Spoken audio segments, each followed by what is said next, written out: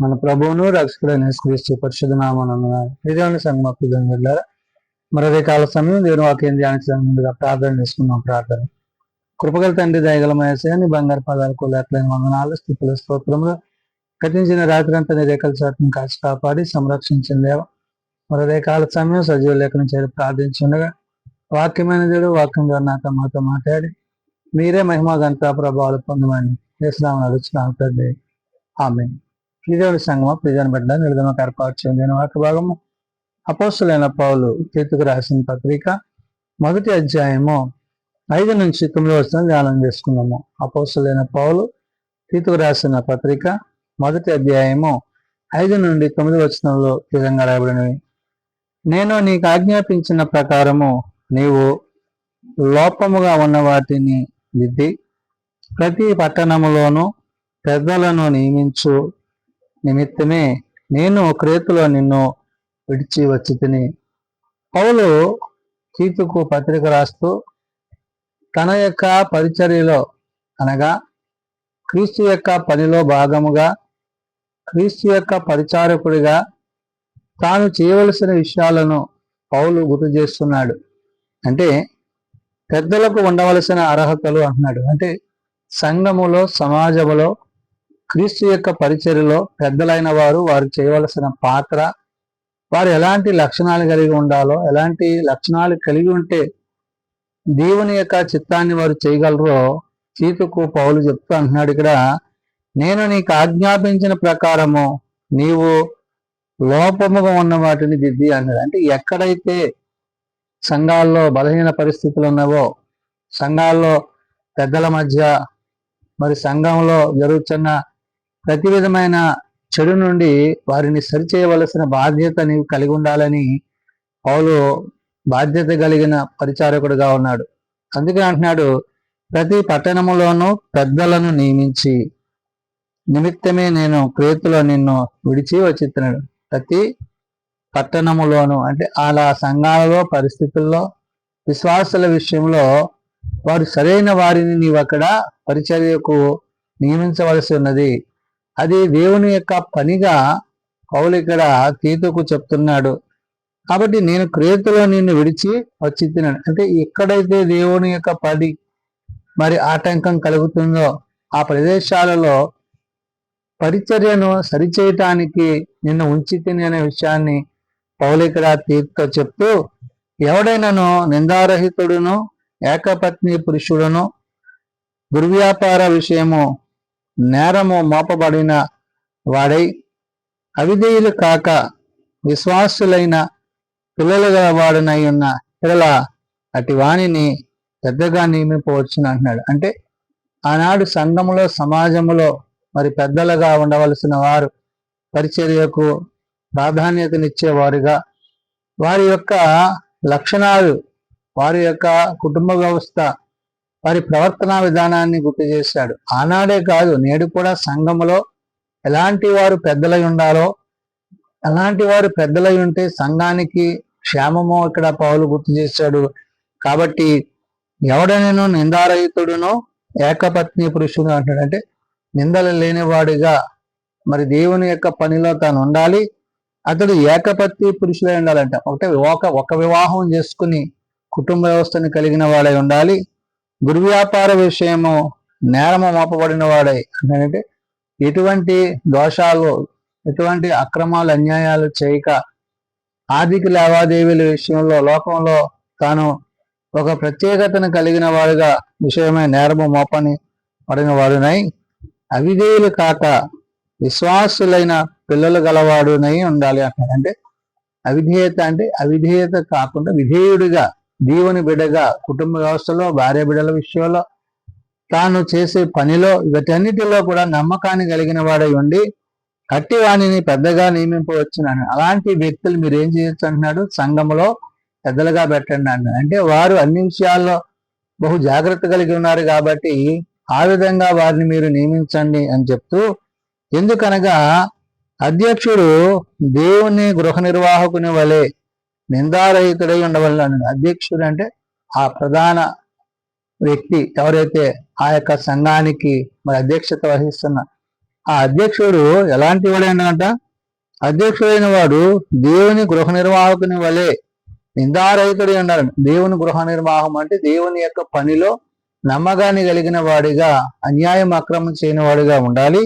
అతడు స్వేచ్ఛాపరుడును, ముక్కోపియు, మద్యపానీయు, కొట్టువాడును, దుర్లభాపేక్షించేవాడును కాక అంటే అతడు తన ఇష్టానుసారంగా ప్రవర్తించక, తన సొంత ఆలోచన చేత జ్ఞానం చేత కాక, మరి ముక్కోపి మద్యపాని అంటే మరి తాను పాపానికి, లోకానికి, లోక సంబంధమైన బలహీనతలకు, ఈ దుర్వ్యాపారానికి, ఈ మద్యానికి అలవాటు కలిగినవాడు కాకుండా దుర్లాభాపేక్ష లేనివాడునై ఉండాలి అంటారు. అంటే అటువంటి వాడు మరి అధికారిగా, నాయకుడిగా ఉండడానికి సరైనవాడు కాడు అన్నాడు. అంటే వాడి యొక్క లక్షణాలు, వాడి యొక్క ప్రవర్తనా విధానం ఏదైతే ఉందో, ఇలాంటి చెడు తలంపులు, చెడు ఆలోచన కలిగిన వాడు మాత్రం ఎంత మాత్రమో సంఘములో మరి పెద్దగా ఉండవలసిన వాడు కాడనే విషయాన్ని గుర్తు చేశాడు. అతిథి ప్రియుడును, సజ్జన ప్రియుడును, స్వబుద్ధి గలవాడును, నీతిమంతుడును, పవిత్రుడును, ఆశా నిగ్రహము గలవాడనయ్యుండి అంటదంటే అతిథి ప్రియుడు అంటే ఇతరులను ప్రేమించేవాడిగా, ఇతరులను సత్కరించేవాడిగా, ఇతరులను దేవుని పరిచయంలో ఆహ్వానించేవాడిగా, ప్రేమ కలిగిన వాడిగా ఉండాలి. సజ్జన ప్రియుడు అంటున్నాడు అంటే సద్విషయమై ప్రియుడుగా అంటే ఇతర విషయాల్లో కూడా క్రీస్తు ప్రేమను ఇతరులకు పంచేవాడిగా, మరి సంఘములోనే కాదు వెలుపట కూడా ఆ ప్రేమను కలిగిన వాడై ఉండాలి. స్వబుద్ధి గలవాడై ఉండాలంటే అంటే మంచి బుద్ధి గలవాడై ఉండాలంటే లంచం తీసుకోవడం కానీ, అక్రమం చేయడం, అన్యాయం చేయడం కానీ చేయకూడదు. నీతిమంతుడును, పవిత్రుడును అంటాడు అంటే దేవుని యొక్క నీతిని అనుసరించేవాడుగా, పవిత్రుడిగా అంటే వాక్యానుసారంగా జీవిస్తూ క్రీస్తులో కొనసాగువాడై ఉండాలి. ఆశా నిగ్రహం గలవాడనై ఉండి అంటే ఆశా నిగ్రహం అంటే ఏదైనా కూడా ప్రభు కొరకు చేయడంలో వెనుదిరగక ముందుకు కొనసాగే ఆ విశ్వాస ధైర్యాన్ని తాను కలిగి ఉండాలి. ఇటువంటి పెద్దలు ఉండాలని పౌలు అక్కడ తీతుకు చెప్తూ, తాను హితబోధ విషయమై జనులను హెచ్చరించుటకును, ఎదురాడు వారిని మాట ఖండించుటకును శక్తిగలవాడగునట్లు ఉపదేశమును అనుసరించి నమ్మదగిన బోధను గట్టిగా చేపట్టుకును వాడినై ఉండవాళ్ళు అంటారు. అంటే వాక్య విరోధమైన, వాక్య ఆటంకమైన సంఘములో, సమాజములో దేవుని యొక్క పరిచర్యకు ఆటంకం కలిగించే ఎలాంటి పరిస్థితులైనా కానీ వాటిని ఎదిరించగలిగిన స్థితి ఆ అధ్యక్షుడు కలిగి ఉండాలి. కాబట్టి ఇక్కడ పౌలు తీర్తో చెప్తున్న మాట, తాను హితబోధ విషయమై నా జనులను అంటాడంటే ఆరోగ్యకరమైన బోధ విషయం అంటే ఆ బోధ ఆరోగ్యాన్ని ఇచ్చేదిగా, ఆశీర్వాదాన్ని ఇచ్చేదిగా, ఆత్మీయతలో వారిని ముందుకు నడిపించేదిగా ఉండాలి. హెచ్చరించుటకును, ఎదురాడు వారి మాట ఖండించుటకును అంటే వారు తప్పు చేసినప్పుడు వారిని హెచ్చరించేదిగా, మరి ఎవరైనా ఎదురుగా మాట్లాడినప్పుడు అటు వారిని ఖండించే రీతిగా వాళ్ళు ఉండాలి. శక్తి గల వారు అగునట్లు ఉపదేశమును అనుసరించి నమ్మదగిన బోధను అంటారు. అంటే ఉపదేశం అంటే వాక్యానుసారంగా, లేఖనానుసారంగా పరిచర్యను ముందుకు కొనసాగించాలి.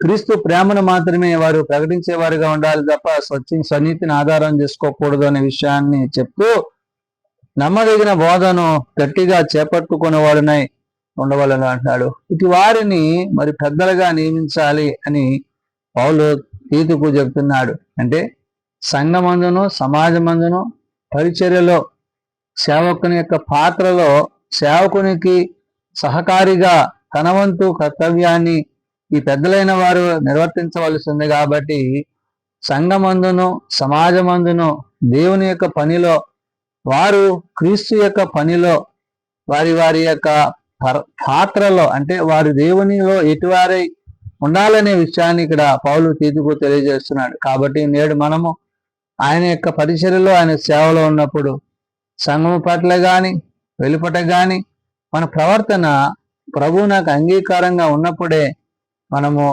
సమాజంలో క్రీస్తుని కలిగిన వారముగా, సంఘములో క్రీస్తు యొక్క పరిచర్యలో మన పాత్ర దేవుని యొక్క చిత్తాన్ని జరిగించేదే ఉంటుందనే విషయాన్ని పౌలు తీతుకు తెలియజేస్తున్నాడు. కాబట్టి మన హృదయానుసారంగా కాక దేవుని వాక్యానుసారంగా ఆ వాక్యమును అనుసరించి విశ్వాసంలో మనం నడిచినప్పుడు అప్పుడు దేవుని యొక్క పరిచర్యలో సేవలో మనము ముందుకు కొనసాగువారమై ఉంటామని, అటు రీతిగా పెద్దల విషయంలో నియామకాన్ని గడిచి మరి పౌలు తీతుకు ఈ యొక్క అర్హతలు కలిగిన వారిని మీరు సమాజంలో ఉండమని, ఉంచే రీతిగా తాను కూడా ఆ యొక్క పట్టణంలో మరి క్రీతులో ఉన్న ఆ యొక్క ప్రాంతంలో అక్కడ ఉన్న ప్రదేశాలలో మరి తీతును అక్కడ మరి పెద్దగా నియమించి తద్వారా పౌలు క్రీస్తు యొక్క పరిచర్లో ముందుకు కొనసాగిన వాడు వినాలని నేడు తన పరిశుద్ధాత్మ వాక్యము ద్వారా దేవుడు తెలియజేసిన మాటలు. ప్రార్థన చేసుకుందాం. మమ్మల్ని మిక్కిలిగా ప్రేమించిన మా తండ్రి, కృప కలిగిన దేవ, నిజమైన ఆయన సమాజంలో సంఘములో నిన్ను గూర్చి నీ ప్రేమను గూర్చి తెలియజేయుటకు పెద్దలైన వారిని నియమించినప్పుడు వారి ప్రవర్తన విధానములో, వారి కుటుంబ వ్యవస్థ విధానములో వారి అన్యాయమునకు అక్రమమునకు చోటియక, లోపం వైపు పాపమునకు చోటియక నీ సన్నిధిలో ప్రభా నీ సాక్షులుగా వారు నిలిచేటకు సహాయం దయచేయండి. దేవా నాయన కుటుంబ విషయంలో తను ఏకపత్ని పురుషుడిగా ఉండేవారుగా, బిడ్డల విషయంలో యథార్థత కలిగిన వాడిగా, మరి ధన విషయంలో మరి చెడు తలంపులు లేనివాడిగా తాను ఉండాలని, అటివాడు సంఘమును కాయుటకు పరిచర్యలో కొనసాగించుటకు మరి తన పాత్ర దేవుని ద్వారా కలిగి ఉందనే విషయాన్ని మర్చిపోక తాను జీవించేవాడే ఉండాలని పౌలు తీతుకు తెలియజేస్తున్నాడు. కాబట్టి నాయన తీతును ఆ ప్రదేశంలో క్రీతులో తానుంచి అక్కడ పరిచర్యలో ఉన్న పరిస్థితులను సరిచేసి నీ పరిచర్యను ముందుకు నడిపించడానికి ప్రభువా అక్కడ వారిని నియమించిన విధానాన్ని బట్టి వందనాలు. నేడు సంఘములో సమాజంలో అటు వారిని యథార్థత గలవారిని, సత్యము గలవారిని, నీతి గలవారిని మీరు ఏర్పరచుకొని లోకము నుండి పాపము నుండి ఇహ సంబంధమైన వాటి నుండి వ్యక్తులను దూరపరిచి ఆత్మతో సత్యముతో నేను ఆరాధించి సేవించి నీ బిడ్డలను నియమించి మీరే మహిమ పొందమని జీవము నీ మాటల చేత జీవింపచేయండి. చిన్న బిడ్డలు, యవనులు, పెద్దలు, వృద్ధులు ప్రతి వారిని వారి వారి తరగతి చొప్పున ఆశీర్వదించి జీవించండి. జన్మదినాలు, వివాహ దినాలు, కుడికల కుటుంబాలను ప్రత్యేకపరచండి. తమ ప్రియులను పాటుకున్న కుటుంబాలను ఆదరించండి. నేడు దీని పరిచయలో, ప్రయాణాల్లో, రాకపోకల్లో నీ సన్నిధి తోడ్పాటు అందరికీ దయచేసి మీరే మహిమ అంతా ప్రభావాలు పొందమని యేసునామమున అడుగుచున్నాము తండ్రి, ఆమేన్. పరలోకమందున్న మా తండ్రి, నీ నామం పరిశుద్ధపరచబడుగాక, నీ రాజ్యం వచ్చుగాక, నీ చిత్తం పరలోకమందు నెరవేర్చినట్లు భూమి మీద నెరవేరుగాక.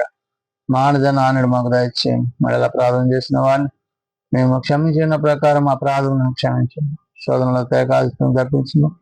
రాజ్యము, శక్తి, మహిమ నిరంతరం నీవైన తండ్రి, ఆమేన్. మన పరమ తండ్రి దేవుని ప్రేమ, ప్రభువైన యేసుక్రీస్తు కృప, ఆదరణకర్త అయిన పరిశుద్ధాత్మ సహాయము సదా తోడేండి సంరక్షించును గాక. ఆమేన్.